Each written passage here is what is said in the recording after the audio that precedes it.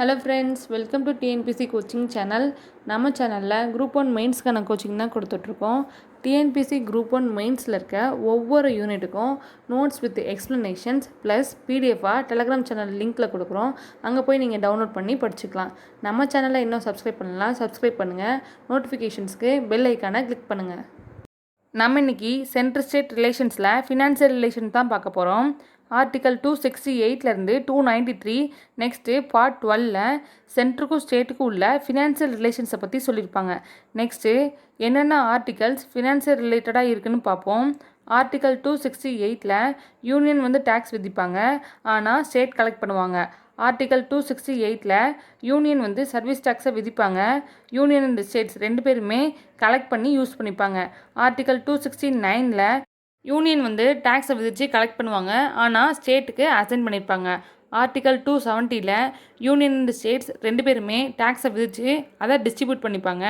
Article 271ல் union சில duties டேக்ஸஸ்லாம் சர்சார்ஜஸ், அதாவது அதிக வரி விதிச்சிருப்பாங்க.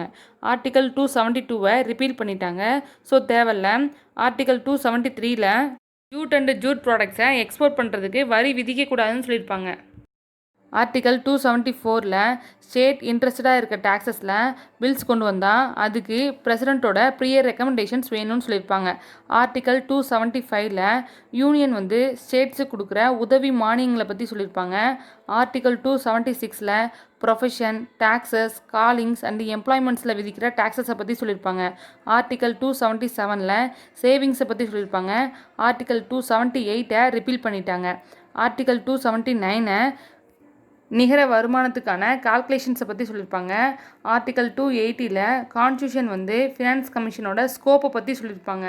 ஆர்டிக்கல் 281ல் ஃபினான்ஸ் கமிஷனோட ரெக்கமெண்டேஷன்ஸ் என்னெல்லாம் இருக்குன்னு சொல்லியிருப்பாங்க. Next miscellaneous financial provisions. Article 282ல் யூனியன் ஸ்டேட் வருவாயிலேருந்து செலவு பண்ணுற விஷயத்தை பற்றி சொல்லியிருப்பாங்க. ஆர்டிக்கல் 283ல் கன்சாலிடேட் ஃபண்ட், கண்டிஜென்சி ஃபண்ட், மற்ற மணிலாம் பப்ளிக் அக்கௌண்ட்ஸ்க்கு கிரெடிட் ஆகிறத பற்றி சொல்லியிருப்பாங்க. ஆர்டிக்கல் 285ல் ஸ்டேட் யூனியன் ப்ராப்பர்ட்டி மேலே டேக்ஸ் விதிக்கக்கூடாதுன்னு சொல்லியிருப்பாங்க. ஆர்டிக்கல் 286ல் குட்ஸை வாங்குறது விற்கிறதுக்காக டேக்ஸ் விதிக்கக்கூடாதுன்னு சொல்லியிருப்பாங்க. ஆர்டிக்கல் 284ல் பப்ளிக் சர்வன்ட்ஸ் கோர்ட்ஸ் கொடுக்குற மணியை பற்றி சொல்லியிருப்பாங்க. ஆர்டிக்கல் 287ல் எலக்ட்ரிசிட்டிக்கு டேக்ஸ் விதிக்கக்கூடாதுன்னு சொல்லியிருப்பாங்க. ஆர்டிக்கல் 288ல் சில கேசஸில் ஸ்டேட் வாட்டர், எலக்ட்ரிசிட்டி மேலே டேக்ஸ் விதிக்கக்கூடாதுன்னு சொல்லியிருப்பாங்க. ஆர்டிக்கல் 289ல் யூனியன் ஸ்டேட்டோட ப்ராப்பர்ட்டி, இன்கமில் டேக்ஸ் விதிக்கக்கூடாதுன்னு சொல்லியிருப்பாங்க. ஆர்டிக்கல் 290ல் செர்டைன் எக்ஸ்பென்சஸ், அதாவது கோர்ட்ஸு, கமிஷன்ஸ்க்கான எக்ஸ்பென்சஸ், நெக்ஸ்ட்டு பென்ஷன்ஸ்க்காக கொடுக்குற மணிலாம் கன்சாலிடேட் ஃபண்ட் ஆஃப் இந்தியாவிலேருந்து தான் எடுத்து கொடுக்குறதா சொல்லியிருப்பாங்க. ஆர்டிக்கல் 290ஏல தேவஸ்வாம் ஃபண்ட்ஸுக்கு கொடுக்குற ஆனுவல் பேமெண்ட்டை பற்றி சொல்லியிருப்பாங்க. ஆர்டிக்கல் 291 ரிப்பீல் பண்ணிட்டாங்க. Next borrowing. ஆர்டிக்கல் 292ல் கவர்மெண்ட் ஆஃப் இந்தியா பாரோ பண்ணுற மணியை பற்றி சொல்லியிருப்பாங்க. ஆர்டிக்கல் 293ல் ஸ்டேட் பாரோ பண்ணுறதை பற்றி சொல்லியிருப்பாங்க. Next allocation of taxing power பார்ப்போம். பார்லிமெண்ட் யூனியன் லிஸ்ட்டில் இருக்க 15 சப்ஜெக்ட் மேட்டர்ஸில் வரி விதிக்கலாம்னு சொல்லியிருப்பாங்க. அதே மாதிரி ஸ்டேட் லெஜிஸ்லேச்சர் ஸ்டேட் லிஸ்ட்டில் இருக்க 20 சப்ஜெக்ட் மேட்டர்ஸில் வரி விதிக்கலாம்னு சொல்லியிருப்பாங்க. நெக்ஸ்ட்டு கன்கரண்ட் லிஸ்ட்டில் இருக்க 3 சப்ஜெக்ட்ஸ் மேட்டரில் போத் பார்லிமெண்ட் அண்டு ஸ்டேட் லெஜிஸ்லேச்சருமே வரி விதிக்கலாம்னு சொல்லியிருப்பாங்க. Next residue powers. இந்த ரெசிடியூ சப்ஜெக்ட்ஸ்லாம் பார்லிமெண்ட் மட்டும்தான் டேக்ஸ் விதிக்க முடியும். ரெசிடியூ சப்ஜெக்ட்ஸில் என்ன வரும்னா gift tax, wealth tax, expenditure டேக்ஸ்லாம் வரும். நெக்ஸ்ட்டு கான்ஸ்டியூஷனில் வரி விதித்து கலெக்ட் பண்ணுறத சென்ட்ருக்கும் ஸ்டேட்டுக்கும் டிஃப்ரென்ஷியேட் பண்ணி சொல்லியிருப்பாங்க. நெக்ஸ்ட்டு ஸ்டேட்டோட டேக்ஸிங் பவரில் சில ரெஸ்ட்ரிக்ஷன்ஸ் விதிச்சிருப்பாங்க. அதை என்னன்னு பார்ப்போம். State legislature profession, trade, callings, எம்ப்ளாய்மெண்ட்டில் டேக்ஸ் விதிக்கலாம்னு சொல்லியிருப்பாங்க. ஆனால் ஒரு வருஷத்துக்கு 2500க்கு மேலே போகக்கூடாதுன்னு சொல்லியிருப்பாங்க. செகண்டு, ஸ்டேட் லெஜிஸ்லேச்சர் குட்ஸை வாங்குறது விற்கிறதுக்கு டேக்ஸ் போடலாம்னு சொல்லியிருப்பாங்க. ஆனால் நியூஸ் பேப்பரில் போடக்கூடாதுன்னு சொல்லியிருப்பாங்க. இதில் 4 ரெஸ்ட்ரிக்ஷன் சொல்லியிருப்பாங்க. ஸ்டேட்டுக்கு வெளியே குட்ஸ் வாங்குறது விற்கிறதுக்காக டேக்ஸ் போடக்கூடாதுன்னு சொல்லியிருப்பாங்க. செகண்டு, இம்போர்ட் எக்ஸ்போர்ட்ஸ்க்காக டேக்ஸ் போடக்கூடாதுன்னு சொல்லியிருப்பாங்க. தேர்டு, இன்டர்ஸ்டேட்டுக்குள்ளேயே வணிகம், வர்த்தகம் பண்ணுறதுக்கு டேக்ஸ் போடக்கூடாதுன்னு சொல்லியிருப்பாங்க. ஃபோர்த்து, பார்லிமெண்ட் டேக்ஸ் டிக்ளேர் பண்ணுறதுக்கு ஸ்டேட் லெஜிஸ்லேச்சரும் டிக்ளேர் பண்ணக்கூடாதுன்னு சொல்லியிருப்பாங்க. அதாவது பார்லிமெண்ட் எதுலையாவது டேக்ஸ் விதிச்சாங்கன்னா அதில் போய் ஸ்டேட் லெஜிஸ்லேச்சரும் டேக்ஸ் விதிக்கக்கூடாதுன்னு சொல்லியிருப்பாங்க.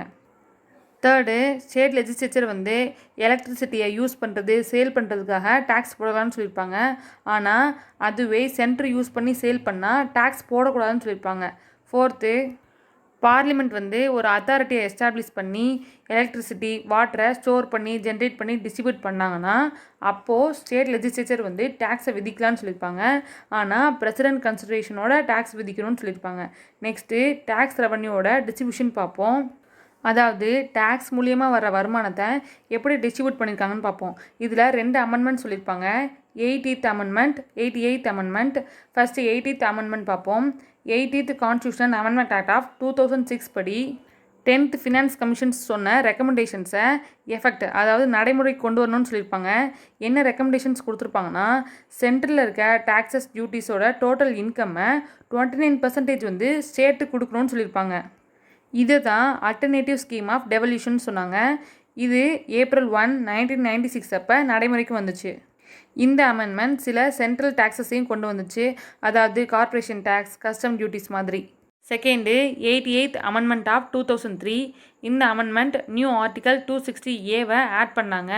நெக்ஸ்ட்டு நியூ சப்ஜெக்ட் 92Cயை யூனியன் லிஸ்ட்டில் ஆட் பண்ணாங்க. இந்த அமெண்ட்மெண்ட் கொண்டு வந்ததுக்கு அடுத்து கான்ஸ்டியூஷனில் ப்ரெசன்ட் பொசிஷன் என்னான்னு ஆர்டிகல் 268லேருந்து 271 வரைக்கும் சொல்லியிருப்பாங்க. நெக்ஸ்ட்டு ஸ்டேட்டே சில மேட்டர்ஸில் வரி விதித்து கலெக்ட் பண்ணி யூஸ் பண்ணிக்கலாம்னு சொல்லியிருப்பாங்க. நான் டேக்ஸ் மூலிமா வர வருமானத்தை எப்படி சென்ட்ரும் ஸ்டேட்டும் பிரிச்சுக்காங்கன்னு சொல்லியிருப்பாங்க. சென்ட்ரு வந்து post, telegraphs, railways, banking, broadcasting, coinage, currencies இதில் வர வருமானத்தை யூஸ் பண்ணியிருப்பாங்க. ஸ்டேட் வந்து irrigation, forest, fisheries, state public sector என்டர்பிரைசஸில் வர வருமானத்தை யூஸ் பண்ணியிருப்பாங்க. நெக்ஸ்ட்டு யூனியன் வந்து ஸ்டேட்டுக்கு கொடுக்குற உதவி மானியங்களை பற்றி பார்ப்போம். இதில் 2 டைப்ஸ் இருக்குது. Statutory grants, discretionary கிராண்ட்ஸ்னு.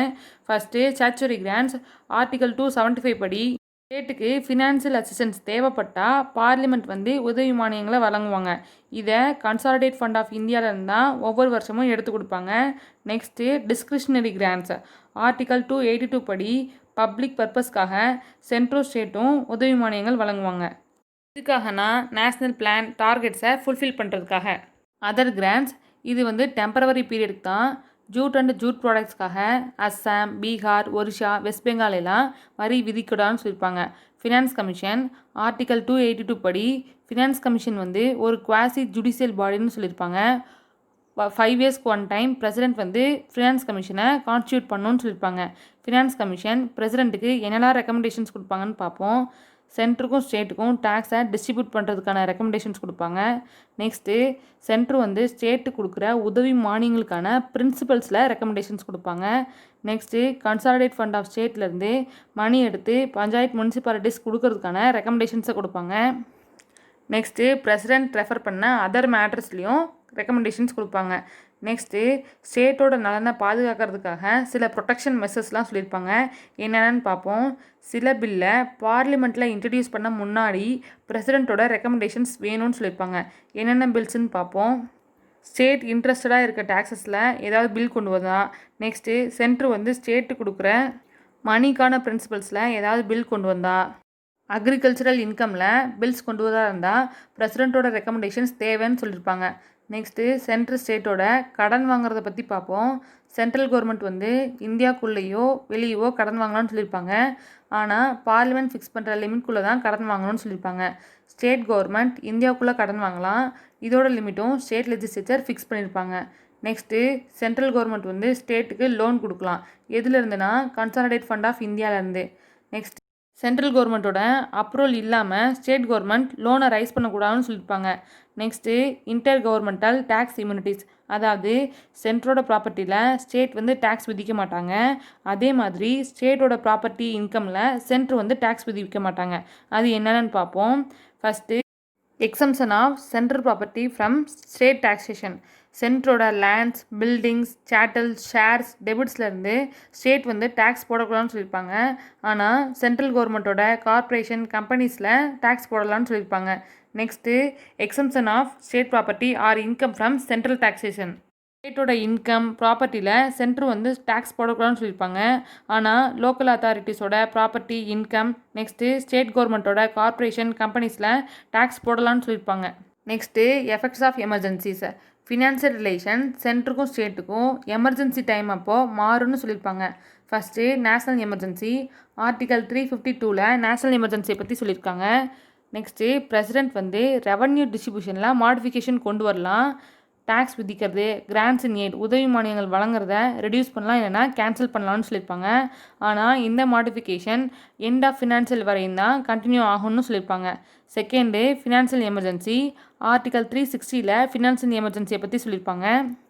ஹைகோர்ட் ஜட்ஜோட சேலரி அலோவன்சஸை ரெடியூஸ் பண்ணலாம். நெக்ஸ்ட்டு ஸ்டேட் சர்வீசஸில் இருக்க பர்சன்ஸோட சேலரி அலோவன்சஸை ரெடியூஸ் பண்ணலான்னு சொல்லியிருப்பாங்க.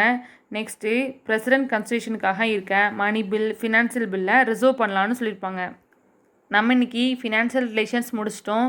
தேங்க்யூ ஃபார் வாட்சிங். இந்த வீடியோ உங்களுக்கு பிடிச்சிருந்தா லைக் பண்ணுங்கள், ஷேர் பண்ணுங்கள், சப்ஸ்கிரைப் பண்ணுங்கள்.